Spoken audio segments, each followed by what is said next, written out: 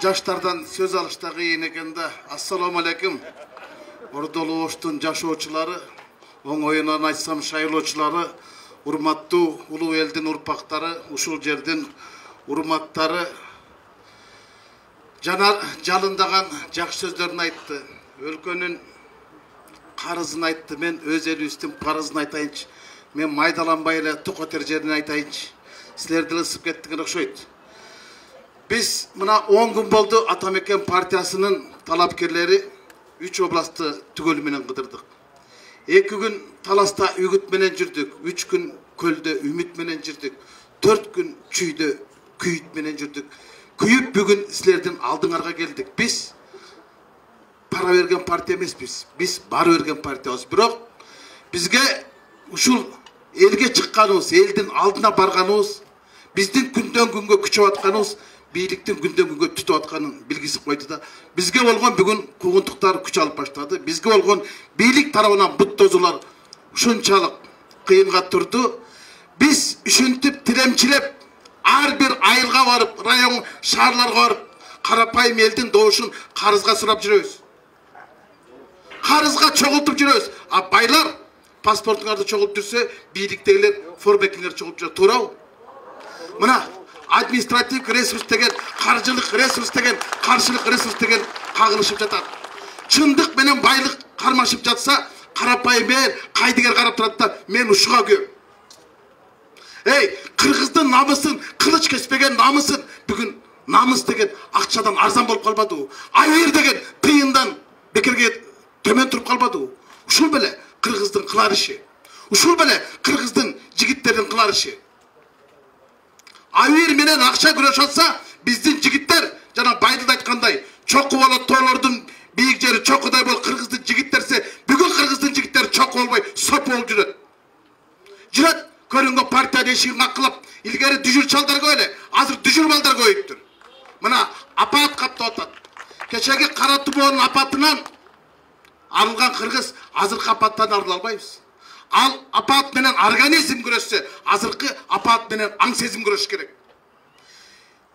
Байлар, бийлер, жанар айтып кеткен 30 жылда орок ора албагандар, эми 40 жылда кылыч чабабыз дейт да, кыйратабыз деп туруп, алар баарыңардын паспортуңарды чогултуп кетти. Паспортун берген кыргыз, намысын берген кыргыз. Намысын берген кыргыз, добушун берген кыргыз. Добушун берсе конушун берет, конушун берсе эртең мекенин берет.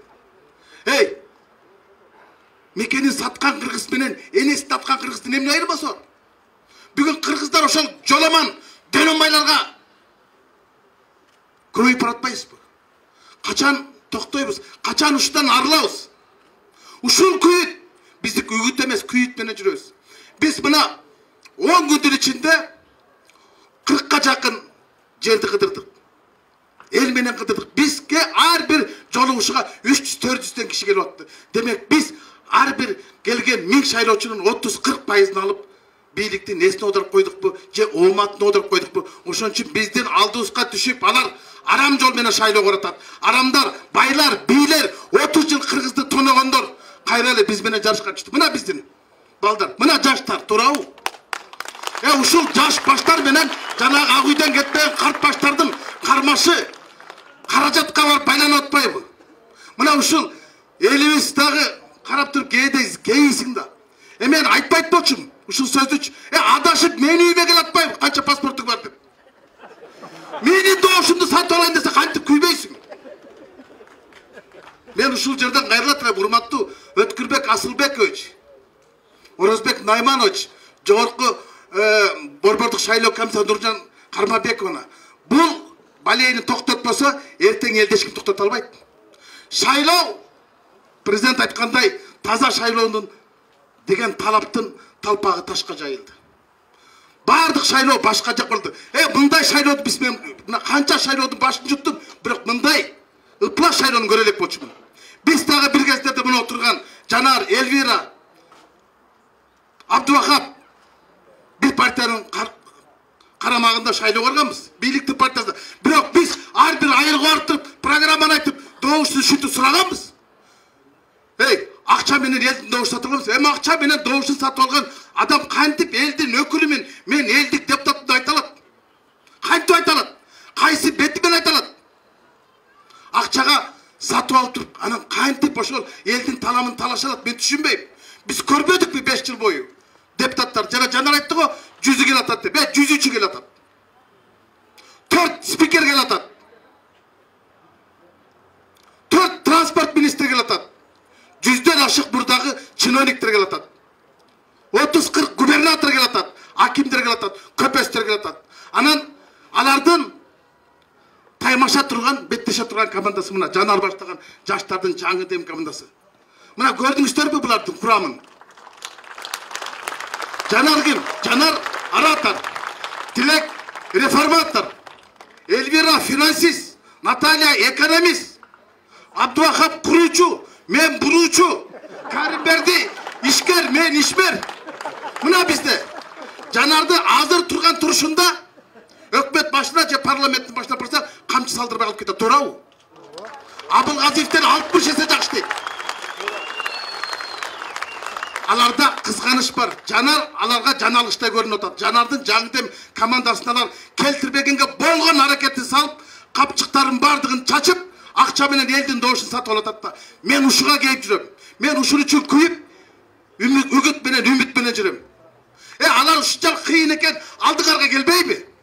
Биздей болуп туруп, добушуңарды сурабайбы? Программасын айтпайбы? Жок, келбейт, бербейт. Алар пара берет. Бишкекте кала берет. Алар биздей болуп мындай сүрөтүн деле албай атпайбы? Улуу болсо сүрөттөрүн илбейби? Сулуу болсо сүрөттөрүн илбейби? Алардын аузунда калбыры бар. Туура. Эми илгери кыргыздар байманаптарды таш менен шайлаганда, оштуктар, туугандар, силер баш менен шайлагыла. Анан жаш менен шайлагыла, олардын жашын карагыла. Тишин карагыла, ишин карагыла. Тиштер ак, иштери так. Анан ушу балдар менен чалдарды шайлоосунда силер башка нерсеге көңүл бурбагыла. Баннерлерине көңүл бурбагыла, убадаларына көңүл бурбагыла. Силер эң ириде булардын тизмеден карагыла. Көрдүңүздөр да, кимиси кара жок, бардыгы жөнөкөй карапайым элден чыккан талапкерлер. Мына силерсиңер саяпкерлер. Кыргыздар, урматтуу оштук туугандар, Касым Тыныстанов, Жусуп Абдрахманов, Төрөкул Айтмановтар чындык үчүн башын сайып, өз өмүрлөрүн өлүмгө сайып бербеді эле. Азыр кыргыздын ушундай жигиттер барбы? Аз болот атпайбы, жүрбөйбү? Чөнтөктөрүнө колун салып, бай партиялардын эшигинин алдында. Уят, урматтуу жигиттер, кыргыз, ата журт кыйын кезде кабылганда айлансын, ар бир улун чагылган дейт. Азыркы биздин жигиттер чагылган болбой эле сатылган болуп атпайбы? Сагызган болуп атпайбы? Жүрүшпейби ошолор? Коомду иритип, коомду чиритип, ошол 30 жыл Кыргызстанды тоногон оyoндор биздин артыбыздан келет. Же акчасы берет. 4-октябрда да башка шайлоо болбойт. Эгер биз бул шайлоодо же утулабыз, же кутулабыз, же Жанарды шайлайбыз, же аларды жайлайбыз, же аларды шайлайбыз, анда Жанардын колун байлайбыз. Башка жол жок, башка тандоо жок. Же Эльвираны шайлагыла, же элитаны жайлагыла. Же акчасын алгыла, же айдап жолго салгыла. Башка силерде тандоо болбош керек. Же байлар, же тайлар, же чалдар, же балдар. Башкасын мен көрбөй турам. Ушул эки нерсени гана элден сурап жүрөм, ажыраткылачы деп.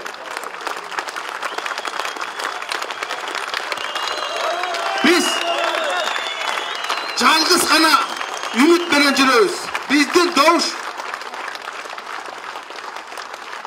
добушуңду сатпа, ата мекениңди сакта. Мына ушул добуш менен, ушул уран менен, ушул биздин ураныбыз, ушул биздин куралыбыз, башка жок. Жүрөгүбүз, тигинин жүрөгү, бунун жүрөгү, жүрөгүң менен балекет калбас. Бизде андай эмес, бизде эл деген жүрөк. Эл үчүн иштеп берем деген жүрөк. Биз эл үчүн күйө турган жүрөктөр менен жүрсөк, бизди жүдөтүп бичти. Бир жерге барсак свет өчүрөт. Эми светти өчүргөндө чындыктын үнүн өчүрүп кое албайсың да. Жанардын сөзүн өчүргөндө менен карапайым элдин көзүн чукуп сала албайсың да. Ушуну түшпөгөн дөдөйлөр бар экен да. Эми силер да абайлагыла, шайлап алып дөдөйдү, баш оорулар көбөйдү дебей. Баш иштебесе буттун шору, баш иштебесе журттун шору. байлап салып көк мени шайлап алды, көк мени деп ертең арманда калбай тургандай бул шайлоого барыңыздар. Сиздер жаңы дем деген жаштарга жардам бериңиздер. Кыргызстандын тарыхында биринчи жолу жаштар чыкты. Эң картбашы мен. Элүүгө чыкканда. Артустарын чуркап айып салат, телевизорго тартып жамандап атат. Ушуларды кантип жамандайсың? Эмнесин жамандайсың? Кимиси каяктан жаман сөзгө аралаштыр? Аларды көрсөң, балдарыңды коркот алады сүрөттөн. Баннерден эмес.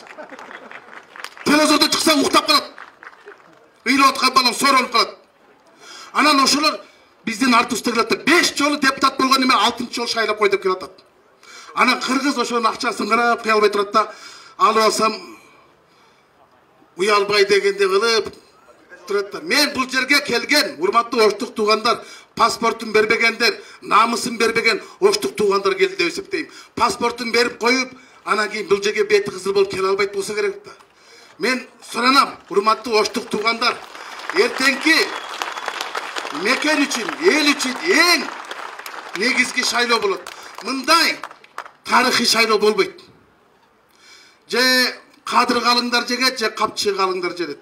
Эми кадыр калыңдар ушинтип калк аралап жүрсек, капчы калыңдар алар кара чемодандар аралап жүрбөйбү? Ошолордон арыла албай жүрөбүз.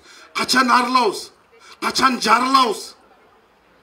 Качан биз мекенчил деген жарлыкты тагынабыз?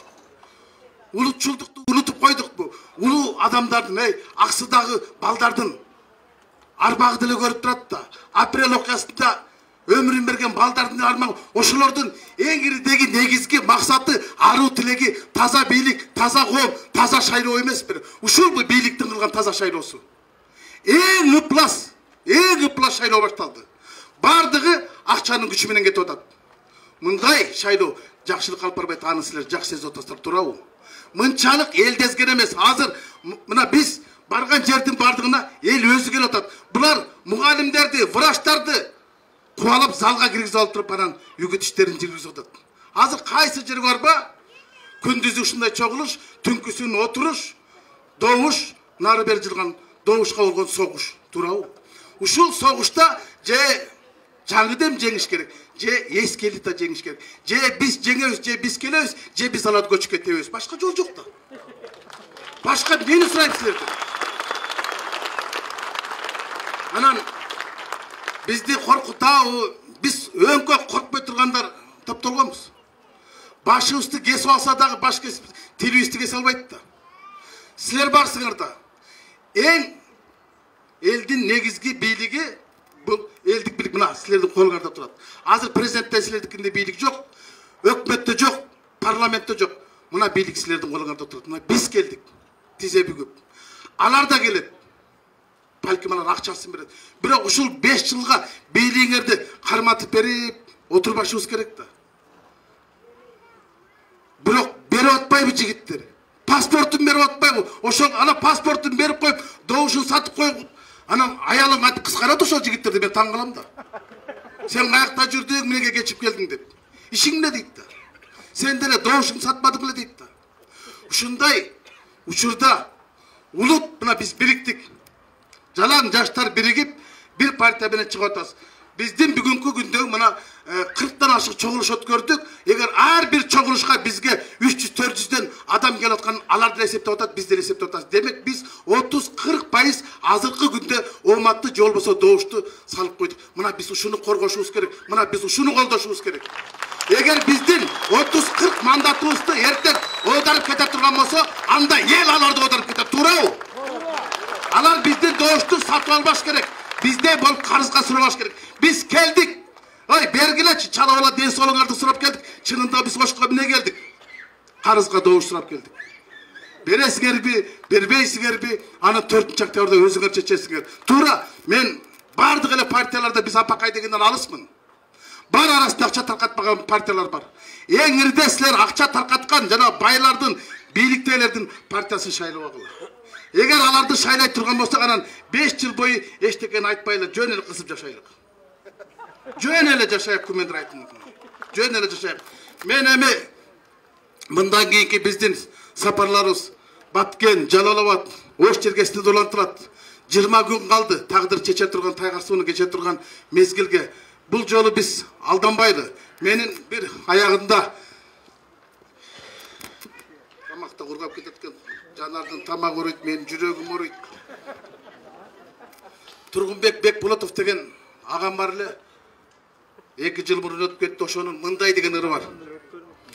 Мыйзам бүгін буйлалаған төбелең ақчалулар менчигине ээлеген, төрдү чанып төбөбүздө олтурган төрөлөр көп, төө деп айтсаң бе деген. Қалп айтудан алышқанбы мелдешіп, қара күчкө қиқырышат елдешіп, сұрап көрчі, аста оозун қайсы деп, чычайышып, мұрындарын көргөзіп. Қарасаңы, қаны жаны бірдігін, чырмалышып алған байлық бийлигин, ақ алқымдың қабырғасы қайышат, көтер албай, ата жұрттың түндігін. Орда тарап, чүкө болып чертіліп, қырғыз жері, кеми тулам кертіліп, очорулуп онтоп жатат бекеним, омурткасы оң богондой мертинип. Келди кезек керегине жарасын, күтөт элим азыркынын манасын. Тамырыбыз куурап кете электи, табалычы айыгунун табасын.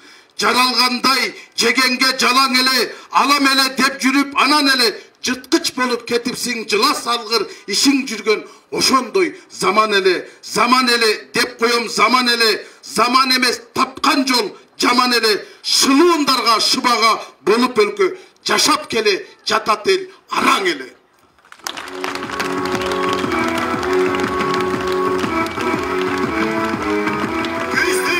Калчак эле колдоп койбой, эми бүрүшпөй жалтактыктан арылалы, чүрүшпөй келгиле бир жарылалы. Уйкусоо жүрө бербей ар бирибиз мекенчил деген жарлык тагылалы. Бар болуңуздар.